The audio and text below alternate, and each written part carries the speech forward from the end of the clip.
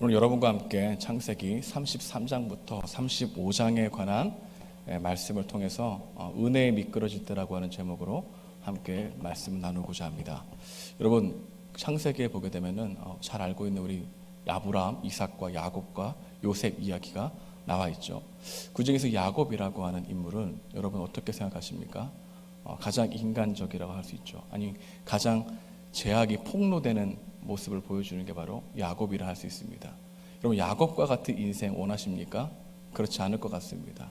야곱은 자기 자신의 형을 속였죠. 그리고 그 형 에서는 그 야곱을 죽이려고 하는 이 형제들 간에 비극적인 일이 일어났죠. 그래서 이 야곱은 형 에서를 피해서 외삼촌 하란에 있는 라반에게 가게 됩니다. 거기서 온갖 고생을 다 합니다. 거기서 약 20년을 살았어요. 근데 하나님께서는 이 야곱에게 얼마나 신실하게 인도하셨는지, 이 야곱의 인생 가운데 하나님은 그의 죄의 값을 치르게 하심에도 불구하고 그를 놓지 않으시고 계속해서 믿음을 자라가게 하시는 하나님의 열심을 우린 창세기 30장에서 그리고 34장 오늘까지 보게 됩니다.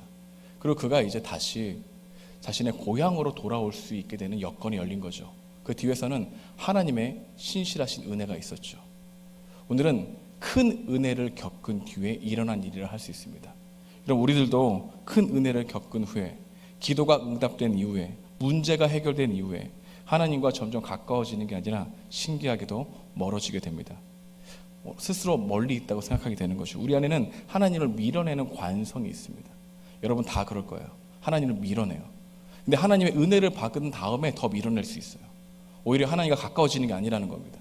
신기하죠? 그게 바로 우리 인생이라는 거죠. 그래서 하나님을 없는 것처럼 여기고 하나님을 죽은 것처럼 여기는 일상들이 반복되게 되면은 하나님의 은혜가 충만하게 부어졌을 불구하고 점점 나락으로 떨어지는 걸 보게 됩니다. 그래서 성경에도 선 줄 생각하느냐 넘어질까 조심하라 얘기하고 있죠. 큰 은혜를 받은 뒤에 우리는 영적으로도 성장하는 게 아니라 더 미끄러지는 연약한 존재를 할 수 있는 것이죠. 그에게 주어진 것은 하나님의 큰 은혜였습니다. 형 에서와 극적인 화해가 있었죠. 자신의 재산도 빼앗기지 않았습니다. 그리고 그가 지금 고향으로 돌아갈 수 있는 길인데 그가 베델로 가지 않고 아버지가 있는 땅으로 가지 않고 어디에 머물렀다고 하는가? 오늘 본문에 보면은 세겜에 머물렀다고 합니다. 세겜에 머물러서 나타난 일들이 34장이죠. 34장에 보면 온갖 제약들이 다 나옵니다. 그 34장은 특이한 것은 하나님이라는 단어가 단 한 번도 나오지 않아요. 하나님을 없는 것처럼 여기는 야곱과 그의 가정에 어떤 일이 일어나는가를 34장에 제대로 보여주고 있어요. 여러분, 34장은 살인이 일어나고요. 여러분, 그리고 또 불미스러운 일이 일어나고요. 또는 아버지와 아들이 분노를 참지 못해서 속이는 일이 일어나고요. 그리고 많은 사람들을 그 약탈하는 일들이 일어나죠. 하나님의 큰 은혜를 경험한 뒤에 왜 성경의 기자는 이 34장을 기록했을까? 33장에서 그냥 35장으로 가면 정말 자연스럽습니다. 근데 굳이 34장을 집어넣은 이유는 큰 은혜 뒤에 하나님과 점점 멀어져가는 인생들을 보게 된다는 것이죠. 여러분, 우리가 야곱과 같은 인생이 될 수 있다는 겁니다. 여러분의 하나님과의 첫사랑의 감격을 언제 누렸습니까? 지금 하나님과 가까워 계십니까? 하나님과 멀어지고 있다면 우리에게는 어떤 현상이 나타날까요? 34장의 일들이 나타날 수 있다는 것이죠. 여러분, 오늘 본문에서 말하고 있는 메시지 중에 하나가 하나님과 멀어지면 멀어지는 것에서 끝나는 게 아니라는 겁니다. 반드시 열매를 맺는다는 겁니다. 여러분, 야곱을 통해서 우리가 알 수 있는 것, 하나님과 멀어지게 되면 어떤 현상이 나타나는가? 그 첫 번째가 바로 하나님을 경외하는 마음이 흐려지게 된다는 것을 알게 되는 것입니다. 하나님을 경외하는 마음이 흐려진 것은 하나님과 관계를 생각하지 않는 것입니다. 야곱은 하나님과의 관계를 소홀히 여겼습니다. 여러분, 그 증거가 하나님께 드린 서원을 잊고 살았죠. 그 말씀을 한번 보도록 하겠습니다. 창세기 28장 20절인데요. 제가 한번 읽어보도록 하겠습니다. 야곱이 서원하여 이르되 하나님이 나와 함께 계셔서 내가 가는 이 길에서 나를 지키시고 먹을 떡과 입을 옷을 주시어 내가 평안히 아버지 집으로 돌아가게 하시오면 여호와께서 나의 하나님이 되실 것이요 내가 기둥으로 세운 이 돌들이 하나님의 집이 될 것이요 하나님께서 내게 주신 모든 것의 10분의 1을 내가 반드시 하나님께 드리겠나이다 하였더라. 다시 재구성해 보겠습니다. 이 말씀은 야곱이 자신의 형 에서를 피해서 하란으로 갈 때 베델이라는 곳에서 정말 외롭고 슬펐습니다. 그 가운데 절박한 심정으로 하나님께 3가지의 소원으로 간구했어요. 하나님, 저를 지켜주십시오. 저에게 일용할 양식을 주십시오. 그리고 다시 고향으로 돌아오게 해주십시오. 이렇게 소원을 드렸어요. 그리고 하나님께 어떻게 소원을 했냐면, 하나님만 섬기겠습니다. 베델을 예배처소로 삼겠습니다. 10의 1조를 드리겠습니다. 이것은 헌신하겠습니다. 다시 말해서 자신의 인생의 방향을 하나님께로 돌리겠습니다라고 소원했던 거죠. 절박한 심정으로 드렸던 이 야곱. 하지만 그 은혜가 주어진 이후에 그는 베델로 돌아가지 않았습니다. 세겜에 머물게 되었죠. 모든 소원을 들어주신 하나님과 모든 서원을 잊어버린 이 야곱의 모습이 대조되는 게 창세기 33장부터 34장의 이야기라 할 수 있는 것이죠. 베델이 하나님 전이 되게 하겠다는 약속은 수많은 핑계 속에 묻히게 되었던 것이죠. 하나님은 야곱이 세겜에 살아야 할 이유보다 못한 존재로 여기게 된 것이죠. 여러분, 하나님을 경외하는 마음이 흐려지면 우리는 온갖 핑계와 합리화와 변명만 늘어놓는 존재가 되어버립니다. 야곱은 잠시 머물겠다고 생각했지만 오랜 시간 세겜에 머물렀죠. 잠시 머물러 있으려고 했는데 밭을 샀고, 잠시 머물려고 있어 했는데 땅을 샀죠. 그의 마음은 세겜이었습니다. 베델로 돌아갈 마음이 없는 거죠. 하나님과 약속했던 이 서운했던 것을 아예 잊고 살았던 것이죠. 여러분, 우리도 이런저런 핑계로 신앙생활과 예배생활을 소홀히 여기는 경우가 많죠. 우리는 자신의 결정과 행동을 합리화하려는 버릇이 많습니다. 대부분 핑계와 합리화하려고 하는 이유는 자신이 편리한 대로 생각하는 것 때문인 것이죠. 자신에게 후한 점수를 줍니다. 그리고 이 세상에서 하나님 말씀대로 살기가 어렵다고 항상 타협하려고 하는 마음이 먼저 들어가죠. 그리고 불의를 행합니다. 언제나 하나님의 말씀이 기준이 되는 게 아니라 다른 사람이 우리의 기준이 되어버리죠. 그래서 하나님과 멀어지면 변명하려 하고 결국 모든 게 잘 될 거야 라고 하는 생각으로 자신의 합리화를 정당화시키는 마음이 있죠. 이게 바로 하나님을 경외하는 삶의 태도와 자세가 멀어져 갔다고 볼 수 있는 것입니다. 여러분, 제가 폴 트립의 이 은혜 목사기라는 책을 보게 되면은 인간이 자신의 마음과 서로 내면이 이야기하는 과정 가운데에 있어요. 어떻게 인간이 합리화하는가 한번 들어보십시오. 나도 어쩔 수 없었어. 괜찮을 거야. 사실 이건 그렇게 큰 문제가 아니야. 사실 성경에서 명백히 금하는 일도 아니잖아. 하나님은 선하시지. 나를 용서하실 거야. 내가 항상 이러는 것은 아니잖아. 하나님은 내가 행복하기를 바라실 거야. 그렇게 생각하고 합리화하고 정당화하면서 불의를 저지르는 모습이 우리 가운데 있다면 하나님과 멀어져 있는 것이라고 말하고 있는 겁니다. 한마디 한마디가 모두 양심의 가책을 줄여보려고 하는 의도인 것이죠. 한마디 한마디가 우리의 마음이 사실 무엇에 충성하는지를 덮으려고 하는 의도이죠. 한마디 한마디가 다 하나님이 분명히 안 된다고 하는 일을 하면서 스스로 안심시키려고 지어낸 말들이죠. 한마디 한마디가 죄를 그다지 죄스럽지 않아 보이게 만들려고 하는 말들이죠. 하나님과 멀어지자 변명과 합리화와 핑계가 익숙해지는 것이죠. 여러분, 우리는 사람을 말해요. 환경을 말하고 장소를 말해요. 근데 여러분, 사람과 환경과 장소는 내 자신이 어떠한 존재인지를 폭로해주는 장소이고 사람에 불과해요. 여러분, 그 안에서 핑계를 찾지만 그 핑계는 우리들의 모습을 보여주는 거울과 같다는 겁니다. 여러분, 하나님과 가까우십니까? 아니면 하나님과 멀어져 있습니까? 하나님과 야곱이 멀어지자 어떠한 인생에 또한 문제가 발생했느냐? 불의에 침묵하고 두려움에 끌려 다니게 되는 모습을 보이게 되는 거예요. 그 이야기가 34장입니다. 34장에는 야곱의 딸 디나가 나와요. 그가 세겜의 문화를 보고 또한 그 속에 있는 여인들을 보기 위해서 세겜의 깊숙한 성구로 들어갑니다. 근데 그곳에 한 남자의 눈에 띄게 된 거예요. 그건 세겜의 성주 하몰의 아들 세겜이에요. 세겜의 지명과 이름이 똑같은 세겜. 그가 불미스러운 행동을 하죠. 그 다음에 그를 너무나 소유하고 싶은 마음이 컸습니다. 그래서 자신의 아버지에게 이 여인과 결혼할 수 있도록 도와달라는 청을 합니다. 그러자 하몰이 누구를 찾아오게 됐는가? 야곱을 찾아오게 된 거예요. 그러면서 내 아들과 자신의 딸, 야곱의 딸인 디나를 혼인시켜 달라고 하는 청을 하게 되는 거죠. 야곱은 자신의 딸이 불미스러운 일을 당했다는 것을 알고 있었어요. 근데 그는 침묵할 수밖에 없었던 겁니다. 침묵했다는 것이죠. 오늘 본문 우리가 5절 말씀에 보게 되면 나오는데요. 제가 왜 침묵했는지에 있어서 34장 30절 말씀을 보도록 하겠습니다. 나는 수가 적은즉 그들이 모여 나를 치고 나를 죽이리니 그러면 나와 내 집이 멸망하리라 라고 같은 마음이 있었기에 침묵했던 거예요. 다시 말하면 그의 눈에 하나님이 도우신다는 생각을 하지 않고 지금 자신의 장정의 수가 하몰의 장정의 수보다 적다는 것만 생각나는 것이죠. 지금 머릿속에 이것저것 계산을 해보니까 침묵하는 것이 낫다라고 생각했던 것이죠. 여러분, 이것을 우리에게 영적으로 적용하다면 우리들도 하나님을 멀리하게 되는 이유는 이것저것 잴 게 많기 때문입니다. 여러분, 우리가 하나님께 나아가자는 것은 하나님을 의지하는 것보다 이 세상의 힘과 유력한 사람이 더 눈에 보이기 때문에 하나님을 의지하지 않으려고 하는 거죠. 그러니까 하나님과 멀어지게 되면 두려움에 끌려다니게 돼요. 여러분, 두려움에 끌려다니게 되면은 눈에 보이는 것이 곧 우리의 신이 되어버립니다. 여러분, 돈을 끌려다니게 되면 돈이 우리의 신이 되는 거죠. 여러분, 돈이 우리에게 주인이 되게 되면 우리는 돈의 지배를 받게 되죠. 여러분, 인정받으려고 하는 사람이 우리 눈에 들어오면 인정받으려고 하는 사람의 지배를 받게 되는 거죠. 지금 계속해서 지금 하몰의 지배를 받고 있는 겁니다. 왜냐? 하나님이 흐려졌어요. 그리고 눈에 보이는 상황만 커져간 겁니다. 그러다 보니까 이것저것 자신의 숫자만 세게 되는 거예요. 계산할 게 많아지는 거예요. 여러분, 하나님 앞에서 우리가 계산하는 존재입니까? 아니면 하나님 앞에 온 전심을 다해 섬기는 존재입니까? 여러분, 지금 야곱은 하나님이 주신 은혜를 잊어버리자 하나님이 자신이 도울 것이라는 사실을 망각하고 지내는 거죠. 여러분, 더 큰 두려움도 이겨내지 않았습니까? 형 에서가 자신을 죽이려고 한다는 메시지를 들었음에도 불구하고 하나님을 의지했죠. 근데 하나님과 멀어지니까 하나님이 보이는 게 아니라 무엇만 보입니까? 장정의 숫자만 보이는 거죠. 우리들의 인생도 그럴 수 있다는 겁니다. 하나님과 관계에 멀어진 사람은 하나님의 사랑을 의심합니다. 또한 하나님의 사랑보다 이 세상의 힘을 더 의지하려고 하죠.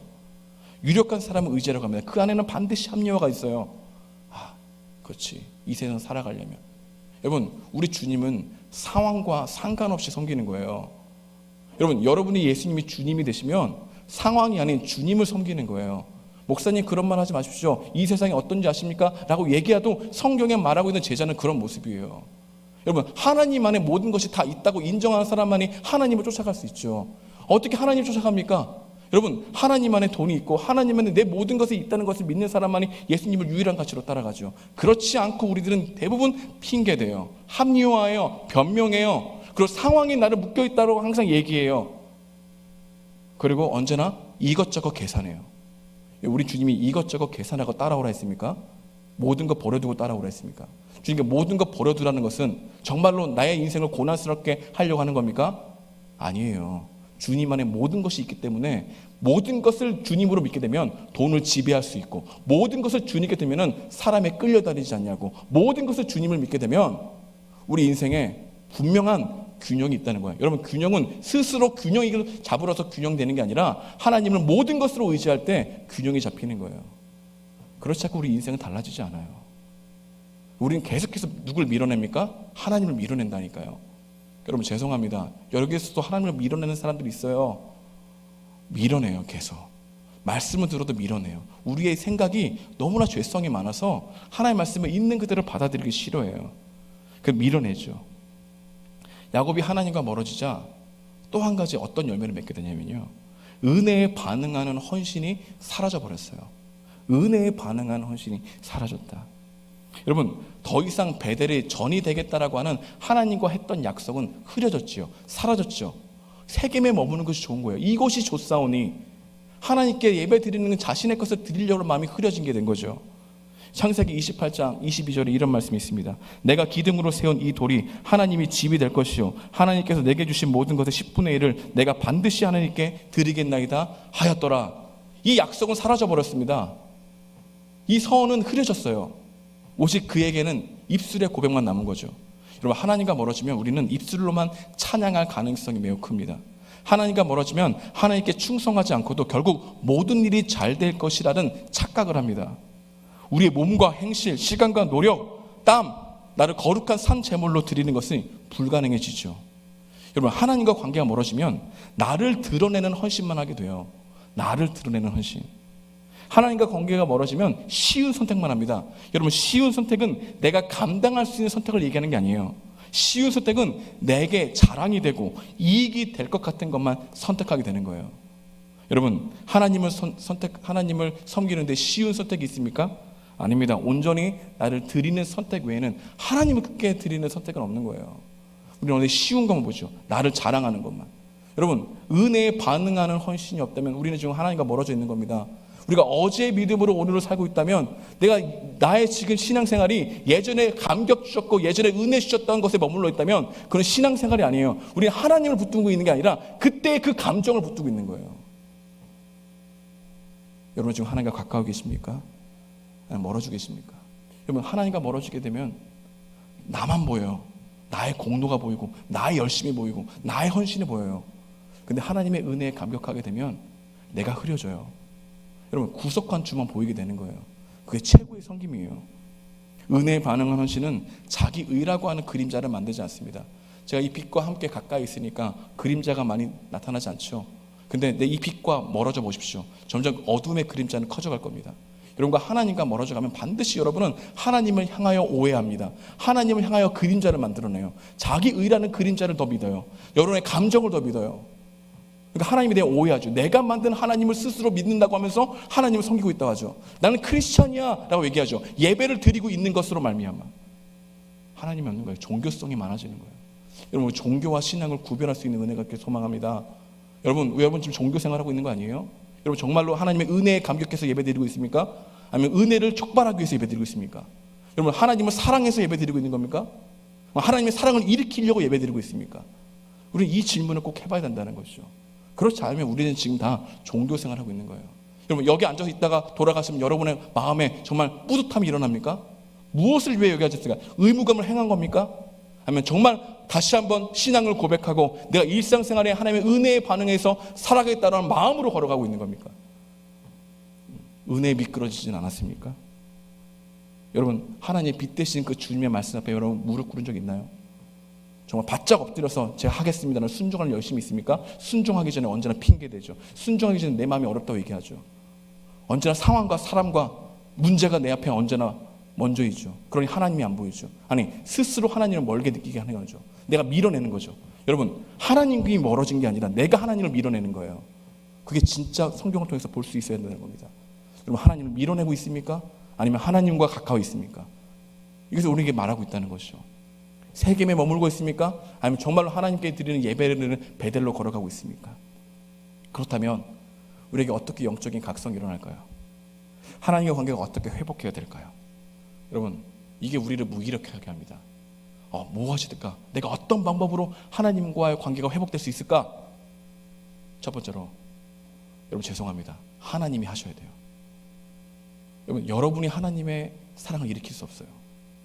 여러분이 말씀을 보고 큐티를 하겠다는 그 결심으로 여러분의 하나님의 은혜를 촉발시킬 수가 없어요. 누구로부터 시작되는가? 하나님으로부터 시작돼야 돼요. 여러분 하나님으로부터 시작된다는 것을 믿는 사람이 하나님께 나가요. 그렇지 않고는 하나님께 나가지 않고 나의 열심으로 하나님을 사랑을 일으키려고 하죠. 여러분이 먼저 하나님 하시는 일은 힘을 빼세요. 힘을 빼게 하세요. 하나님 바라보게 하세요. 나에게 힘이 없구나를 알게 하세요. 내가 열심히 하려고 한 노력들이 나를 살릴 수 없구나 알게 하세요. 내가 거짓말 하지 말아야지라고 하는 이 고백을 한 뒤에 거짓말을 더 많이 하는 나의 모습에 한계를 느끼고 절망하게 하세요. 주님이 하셔야 되는구나라는 걸 알게 하시는 거죠. 여러분 창세기 35장 1절은 이렇게 말씀합니다.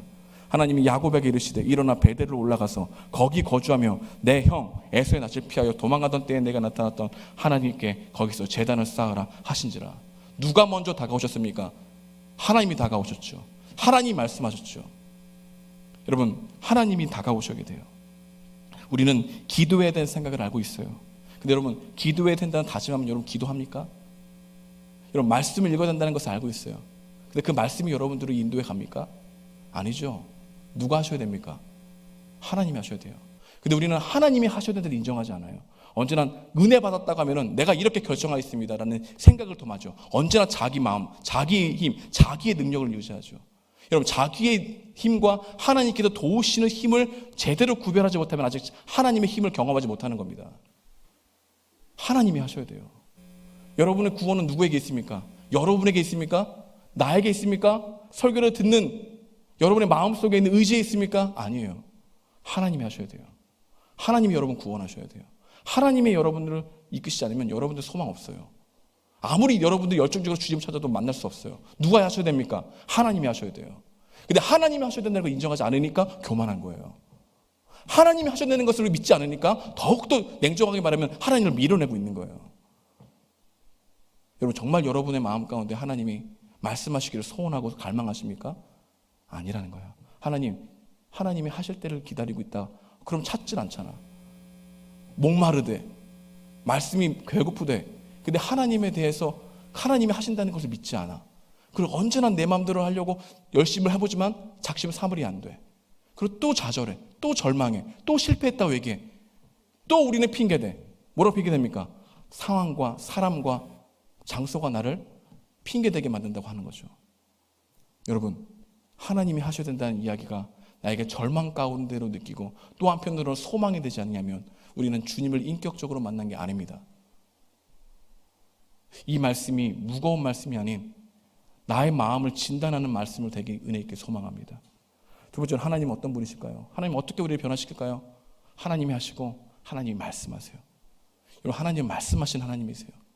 여러분, 하나님의 말씀을 들을 때 여러분이 스스로 적용하려고 하죠. 내가 스스로 이걸 해보겠다. 열심히 노력하잖아요. 여러분, 하나님의 말씀이 나에게 찔림으로 다가올 때 여러분 어떻게 합니까? 그 찔림 말씀을 가지고 순종하려고 하는 삶의 태도와 자세로 나갑니까? 여러분, 하나님께서 우리에게 양심을 건드리시고 하나님이 나에게 하시는 말씀을 들렸다는 말씀을 듣는 사람들은 반드시 그 말씀을 순종해야겠죠. 근데 그 말씀에 순종하지 않으니까 더 완악해지죠. 여러분, 하나님 말씀을 듣는데 찔림이 있어요. 하나님 말씀을 듣는데 나에게 인사이트가 있어요. 하나님 말씀을 듣는데 나의 마음 가운데 하나님 말씀하시는 것 같아. 근데 내 마음이 또한 내 행동이 변화되지 않냐면, 그렇게 순종하지 않냐면 그냥 순종하지 않는 상태로 끝나는 게 아니라 우리의 마음은 더욱더 완악해져 가요. 여러분, 다시 말해볼게요. 여러분 지금 말씀 듣잖아요.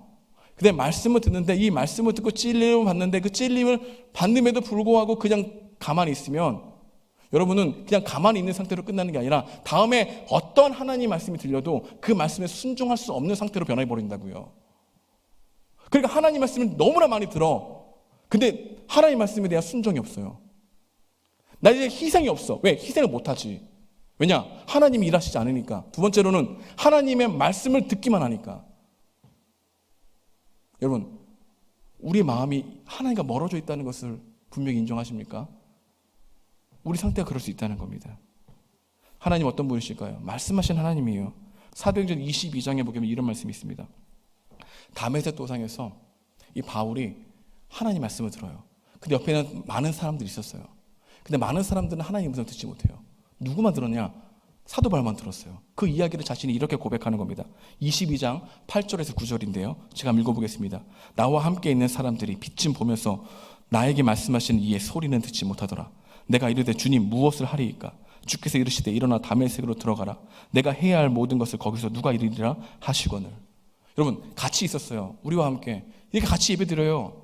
근데 누구에게는 이 말씀이 들리고 누구에게는 이 말씀이 안 들려요. 왠지 아십니까? 하나님이 일하시지 않기 때문에 그래요. 하나님 일하셔야만 돼요. 또 말씀을 듣고 순종하려는 마음이 없기 때문이에요. 말씀을 지난주에 들었지만 그 말씀에 대해서 반응을 하지 않기 때문에 우리 마음은 더욱더 완악해지는 거예요. 그래서 하나님의 말씀을 많이 듣는데 내가 움직이질 않아. 변화되지 않아. 여러분, 복음이 나를 변화시킬 수 있다는데 변화가 안 돼. 변화된 나를 느끼지 못해. 여러분, 하나님과 관계를 다시 돌이켜 봐야 돼요. 내가 지금 종교 생활하고 있는가, 신앙 생활에 있는가를 돌이켜 봐야 돼요. 여러분, 교회 안에 있다고 예수님 안에 있는 겁니까? 아니에요. 예수님 안에 있어야 교회 안에 있는 거예요. 근데 우리는 착각해요. 교회 안에 있다고 있으면서 예수님 안에 있다고.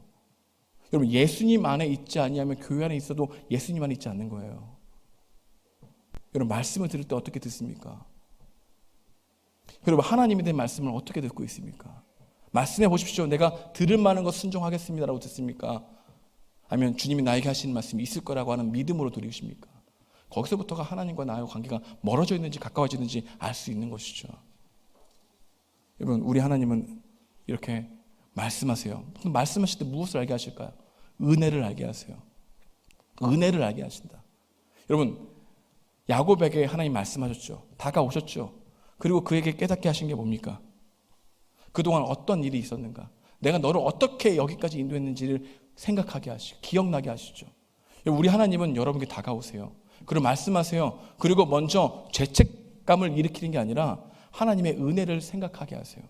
아, 하나님께 돌아가야겠구나 하는 것을 알게 하세요. 그리고 나서 우리에게 또 알게 하시는 게 애굽에 대한 미련과 환상, 세겜에 대한 미련과 환상을 멀게 하세요. 여러분, 우리가 지금 왜 하나님께 돌아가지 않는 줄 아십니까? 왜 지금 34장에서 35장까지 가는데 10년이 걸리거든요. 그러니까 33장과 34장은 하루면 되는지만 34장에 35장은 10년이 돼요. 다시 말하면 하나님께 돌아오는 과정이 그렇게 어렵다는 거예요. 왠 줄 아십니까? 그만큼 애굽에 대한 환상, 세겜에 대한 환상, 세겜에 대한 미련 컸기 때문이에요. 그러니까 우리 인생은 하나님이 어떻게 일하시냐면은, 여러분, 하나님이 일하시는 건 한 가지예요. 세상에 대한 미련과 환상이 별것 아니라는 것을 깨닫게 하시는 일로 하나님은 여러분들이 이끌어 가세요. 그 깨닫김이 없으면 하나님이 여러분의 주님이 되지 않아요. 여러분, 하나님은 여러분들이 어떻게 일하신다고요? 세상에 대한 미련과 환상이 별것 아니구나라는 허무함과 그 안에 하나님이 필요하다는 것을 더 절실하게 느끼게 하셔서 하나님께 돌아오게 하시는 하나님이에요. 여러분, 이게 창세기가 나오지 않아요. 룻기에 보게 되면 나오미가 가지 말아야 될 모압으로 갑니다. 근데 모압에서 다시 베들레헴으로 돌아오는 과정이 나오는데 이런 말씀이 있어요. 제가 한번 읽어볼게요. 룻기 1장 6절인데요. 그 여인이 모압 지방에서 여호와께 자기 백성을 돌보시다 그들에게 양식을 주셨다 함을 듣고 이에 두 며느리와 함께 일어나 모압 지방에서 돌아오려 하려. 근데 이 사이에 몇 년이 걸린 줄 아십니까? 10년이에요. 그리고 문자적으로 10년 뒤에 우리가 주님께로 돌아간다는 이야기가 아니라 그만큼 우리 인생 전체에 하나님이 어떻게 일하시냐면은 모압의 미련과 모압의 환상이 별거 아니구나. 그리고 깨닫게 하신다는 거예요. 여러분이 지금 추구하고 여러분이 지금 굉장히 이거 아니면 안 돼라고 하는 것들이 내 인생에 가장 중요한 게 아니구나라는 것을 깨닫게 하심으로 주님께 돌아오게 하겠다는 거예요. 여러분, 여러분의 영혼에 대한 문제보다 여러분의 취업이 더 중요합니까? 여러분, 여기서 우리가 예스라고 대답한다고 했다면 다시 한번 생각해 봐야 된다는 거예요. 여러분의 결혼의 문제보다 정말 주님이 나와 함께하는 이 관계의 문제가 더 중요하다고 생각합니까? 여러분, 죄와 사망의 종로로 타고 있는 나의 영혼의 문제가 훨씬 시급하고 중요하다는 것을 깨닫게 하심으로 주님을 바라보게 하세요. 그 문제가 실제가 되지 않냐면 여러분 죄송합니다. 아직 주님 만나지 못한 거예요. 주님 그렇게 역사 안 하세요. 내가 곧 길이요 진리요 생명이니 나로 말미암지 않고는 아버지께 올 자가 없느니라는 이 말씀이 여러분들에게 실제가 안 돼요. 실제가 안 되면 언제나 우리가 주님의 사랑을 일으키려는 종교적 열심만 가득하게 되는 거예요. 그러니 예배를 드려도 나의 감정에 나의 감정에 집중하지 하나님에 대한 대상에 집중하지 않잖아요. 하나님과 관계의 중심이 되면 하나님과 가까워지게 돼요. 근데 하나님에게 시작해야 돼요. 근데 하나님께 어떻게 돌아갈 수 있습니까? 세겜에 대한 환상과 미련이 스스로 없어질 수 있다고요? 아니요. 하나님이 하셔야 돼요. 근데 하나님이 하시기를 기대하는 마음이 없잖아. 이게 문제라는 거예요. 이게 완악함이에요. 이게 죄성이에요. 하나님이 하시기를 바라는 마음을 내어드릴 수 없어. 하나님과 가까워지지 않는 거예요. 내가 어찌하리까라는 고백이 없잖아요. 주님 아니면 안 됩니다라고 하는 고백이 없잖아. 내가 주님 앞에 나아가겠습니다라는 다짐이 없잖아. 그 안에는 하나님에 대한 열망이 생기는 건데. 그러니 언제나 애굽에, 언제나 세겜에, 언제나 모압에 머물러 있는 거예요. 그러니 자꾸 예전의 감정을 지금의 현상에 대해서 비추어 생각하고 있죠. 예전에 이렇게 했는데 예전 신앙으로 돌아가죠. 그 신앙이 아니라 그 종교적 관점을 또한 나의 자랑을 붙들고 사는 거예요. 소망이 있겠습니까? 없겠습니까? 없어요. 자신에게 소망이 없다는 걸 깨닫지 않고서는 우리는 일어나서 주님께로 가지 않습니다. 여러분, 둘째 아들이 우리가 아는 탕자가 이에 스스로 돌이켜 아버지께로 돌아갈 수 있었던 것은 자신이 절망적인 상태를 봤기 때문이에요. 우리는 언제나 후회하죠. 회개의 자리로 가지 않죠. 여러분, 후회와 회개의 차이가 뭔지 아십니까? 후회는 분명한 대상이 없어요. 회개는 분명한 대상이 있어요. 후회는 언제나 자기 감정에 후회하는 거예요. 하지만 회개는 대상에게 정말 자신의 잘못을 고백하는 거예요. 근데 우리는 후회만 하지 회개의 자리로 가지 않잖아요. 돌이키려고 하는 마음이 없잖아요. 왜? 하나님 밀어내니까.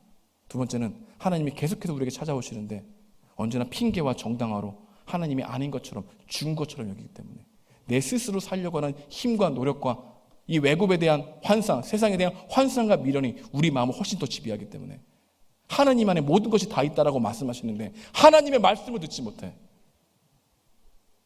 그러니 언제나 하나님을 얘기하지만 하나님과 멀어져 있는 나를 보게 되는 거죠. 여러분의 신앙생활은 어떻습니까? 여러분 계속해서 세겜에 머물러 있습니까? 계속해서 우리에게 베델로 올라가라고 하는 하나님의 음성이 안 들리십니까?